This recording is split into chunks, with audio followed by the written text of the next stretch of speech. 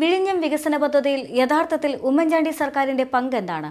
വിഴിഞ്ഞം ക്രെഡിറ്റ് മുഴുവൻ പിണറായി വിജയൻ ഏറ്റെടുത്തു എന്ന പ്രതിപക്ഷവാദത്തിൽ എത്രമാത്രം വസ്തുതയുണ്ട്?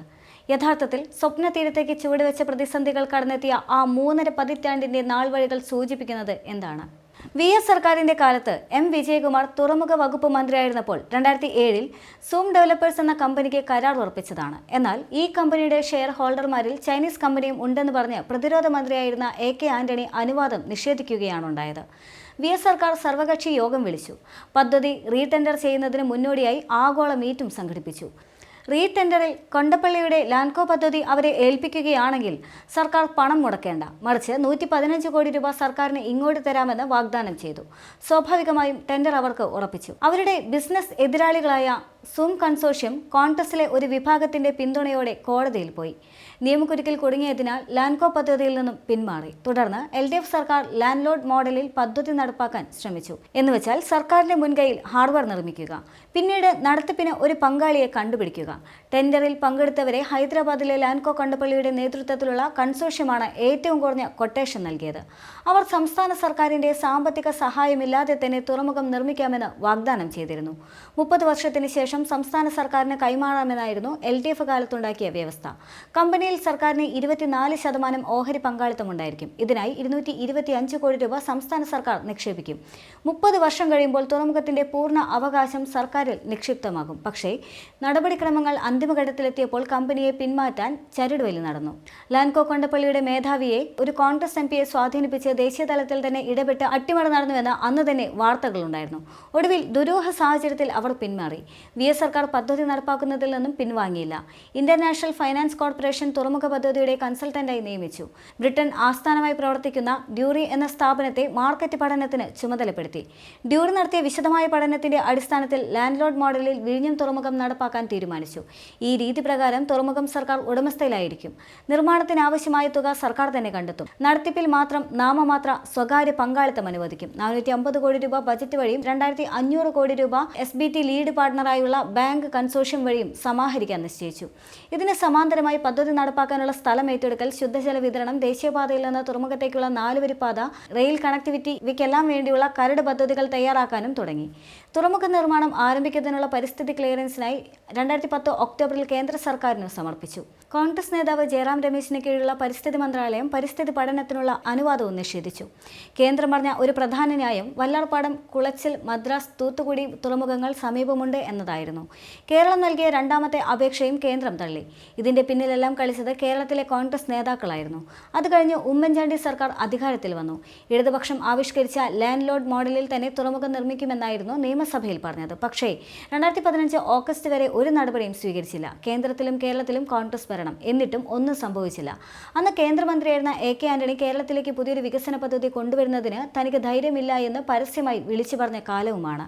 അത്രയ്ക്ക് കെടുകാര്യസ്ഥത നിറഞ്ഞതായിരുന്നു ഉമ്മൻചാണ്ടിയുടെ ഭരണം. ഇതിനെതിരെ വിഴിഞ്ഞം പദ്ധതിക്ക് വേണ്ടി ശക്തമായ പ്രക്ഷോഭം LDF സംഘടിപ്പിച്ചു. ആ പ്രക്ഷോഭത്തിന്റെ നാൾവഴികൾ ഇതാണ്.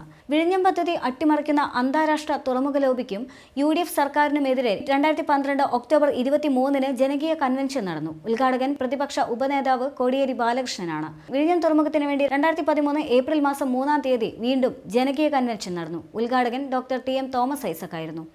പദ്ധതിക്ക് വേണ്ടി 2013 ഏപ്രിൽ മാസം 16-ാം തീയതി വിഴിഞ്ഞം മുതൽ സെക്രട്ടേറിയറ്റ് വരെ മനുഷ്യ ചങ്ങല തീർത്തു. പിണറായി വിജയൻ ആദ്യ കണ്ണി, പന്ന്യൻ രവീന്ദ്രൻ അവസാനത്തെയും. അതിനുശേഷം CPM തിരുവനന്തപുരം ജില്ലാ സെക്രട്ടറി കടകംപള്ളി സുരേന്ദ്രന്റെ നേതൃത്വത്തിൽ പാളയം രക്തസാക്ഷി മണ്ഡപത്തിന് മുന്നിൽ 212 ദിവസം നീണ്ടുനിന്ന രാപ്പകൽ സമരം നടന്നു. ഉദ്ഘാടകൻ പിണറായി വിജയൻ. തിരുവനന്തപുരം പാർട്ടി നടത്തിയുള്ള എക്കാലത്തെയും ഏറ്റവും നീണ്ട പ്രക്ഷോഭമായിരുന്നു ഇതെന്ന് വേണമെങ്കിൽ പറയാം. വിഴിഞ്ഞം പദ്ധതിക്ക് വേണ്ടിയുള്ള തെരുവിലെ ഈ പ്രക്ഷോഭം നിയമസഭയ്ക്കുള്ളിലും പ്രതിഫലിച്ചു. 2014 ജനുവരി 8-ാം തീയതി വിഴിഞ്ഞം പോർട്ടിന്റെ പ്രവർത്തനം യുദ്ധകാലാടിസ്ഥാനത്തിൽ ആരംഭിക്കുന്നതിനു വേണ്ടി പ്രതിപക്ഷ ഉപനേതാവായിരുന്ന കോടിയേരി ബാലകൃഷ്ണന്റെ ശ്രദ്ധ ക്ഷണിക്കൽ പ്രമേയം. 2014 ഫെബ്രുവരി 3-ാം തീയതി മദർ പോർട്ട് ആക്ഷൻ കൗൺസിൽ നടത്തിയിരുന്ന നിരാഹാര സമരം 4 ദിവസം പിന്നിട്ട വേളയിൽ ജമീല പ്രകാശം, V. ശിവൻകുട്ടി, കോവൂർ കുഞ്ഞുമോൻ, A.K. ശശീന്ദ്രൻ എന്നിവരുടെ സംയുക്ത അടിയന്തര പ്രമേയം. അങ്ങനെ നിരന്തരമായ ഇടതുപക്ഷ സമരത്തിന് ശേഷമാണ് ഉമ്മൻചാണ്ടി സർക്കാർ അനങ്ങിത്തുടങ്ങിയത്. തുടർന്ന് ഉമ്മൻചാണ്ടി സർക്കാർ ടെൻഡർ വിളിച്ച് തുറമുഖ നിർമ്മാണം അദാനിക്ക് കരാർ കൊടുത്തു. അദാനി മാത്രമേ ടെൻഡറിൽ പങ്കെടുത്തിരുന്നുള്ളൂ. ടെൻഡറിൽ പറഞ്ഞതിനേക്കാൾ വ്യവസ്ഥകൾ കൂടുതൽ ഉദാരമാക്കിയാണ് കരാർ ഉറപ്പിച്ചത്. ആ കരാറിനെ CPI രൂക്ഷമായി വിമർശിക്കുകയും ചെയ്തിരുന്നു. ഉമ്മൻചാണ്ടി സർക്കാർ ഡൽഹിയിൽ വെച്ച് എത്തിച്ചേർന്ന കരാർ തികച്ചും ഏകപക്ഷീയമായിരുന്നു. പദ്ധതി ചെലവിൽ സിംഹപങ്കും സംസ്ഥാന സർക്കാരിൻ്റേത്. പക്ഷേ 30 വർഷക്കാലത്തെ പോർട്ടിന്റെ നടത്തിപ്പിന്റെ ലാഭം മുഴുവൻ അദാനിക്ക്. അത് കഴിഞ്ഞ് 10 വർഷം സംസ്ഥാനത്തിന് ലാഭത്തിന്റെ 1% ലഭിക്കും. 40 വർഷം കഴിയുമ്പോഴേ പോർട്ട് സംസ്ഥാനത്തിൻ്റെതാകും. ഇതിനെയാണ് വിമർശിച്ചത്. പക്ഷേ കരാർ യാഥാർത്ഥ്യമായി. എന്നാൽ വിമർശനമുള്ള LDF എന്തുകൊണ്ട് കരാറിൽ നിന്നും പിൻവാങ്ങിയില്ല എന്ന ചോദ്യത്തിന് ഉത്തരങ്ങൾ അനവധിയാണ്. കേരളമാണ് കോർപ്പറേറ്റ് ഇൻവെസ്റ്റ്മെന്റ് ഏറ്റവും പിന്നിൽ നിൽക്കുന്ന സംസ്ഥാനങ്ങളിലൊന്ന്. കേരളത്തിന്റെ വികസനത്തിന് കോർപ്പറേറ്റ് നിക്ഷേപം അത്യന്താപേക്ഷിതമാണ്. ഈ ഒരു സാഹചര്യത്തിൽ കരാർ ഒപ്പിട്ട് പ്രവർത്തനം ആരംഭിച്ച ഒരു കമ്പനിയെ പുറന്തള്ളുന്നത് സർക്കാരിന്റെ വിശ്വാസ്യതയെ ബാധിക്കും. മാത്രമല്ല, നിയമക്കുരുക്കിൽ പദ്ധതി ഇല്ലാതാകും. തമിഴ്നാട്ടിലെ കുളച്ചിലിൽ പുതിയൊരു തുറമുഖത്തിന് കേന്ദ്ര സർക്കാർ അനുവാദം കൊടുത്തിട്ടുണ്ട്.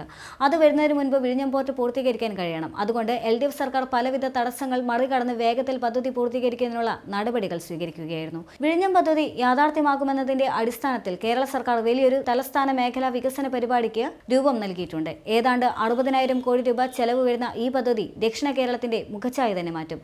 എല്ലാത്തിലുമുപരി ഇന്ന് പദ്ധതിയെ എതിർക്കുന്ന ലത്തീൻ സഭ അടക്കമുള്ളവർ പദ്ധതി അടിയന്തരമായി നടപ്പാക്കണമെന്ന് പറഞ്ഞ് സമരം വരെ നടത്തി.